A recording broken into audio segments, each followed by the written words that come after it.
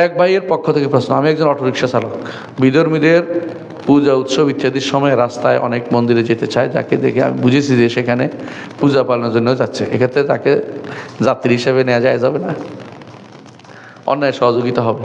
আপনি বিভিন্ন পাশ কাটিয়ে যাবেন, আমার কাজ আছে, মানুষের কাজ নাই কে আছে দুনিয়াতে, ভিতরে সবার কাজ আছে, বুঝলেন নাই? বলবেন যে আমার কাজ আছে, কোনোভাবেই সহযোগিতা করতে পারবেন না। এই যে উদাহরণ দেব আরেকটা, ধরেন আপনি জানেন যে পাঁঠাটারে বলি দিবে, আপনার থেকে নিয়ে যাচ্ছে, বলছেন না এটা বেচা যাবে না, আমার মন বেচতে চাইতেছে না। মন তো চাইবে না, কারণ আমার পাঁঠাটারে আল্লাহর নাম বেচতে জব করা হবে। হ্যাঁ, এটা কীভাবে বেচতে চাই, দিতে চাইবে না, সোজা বেচবেন না, এটা বেচা যায় নেই, অন্যের কাজে সোজা যায় না। হ্যাঁ, আপনার বাসা ভাড়া দিতে পারবেন না কাকে? সুদী ব্যাংকওয়ালাকে, বুঝলেন তো? যেই নাপিতে দাড়ি কামায় তাকেও বাসা ভাড়া দিতে পারবেন না, রুম ভাড়া দিতে পারবেন না, বুঝলেন তো?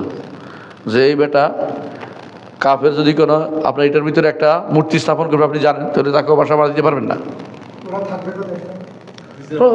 ওদের চিন্তা ওরা করুক, আপনি টেনশন মরে যাচ্ছেন, ওদের চিন্তা আপনি মরে যাবেন।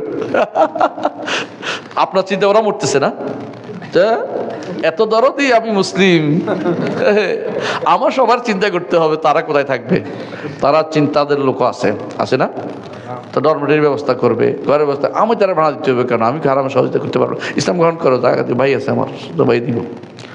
কাফেরদেরকে বাড়ি থাকতে তো নিষেধ করি নাই, থাকার জন্য নিষেধ করি নাই, কিন্তু যদি কোনো মূর্তি স্থাপন করে বলছি, পার্থক্য বুঝে আসছে?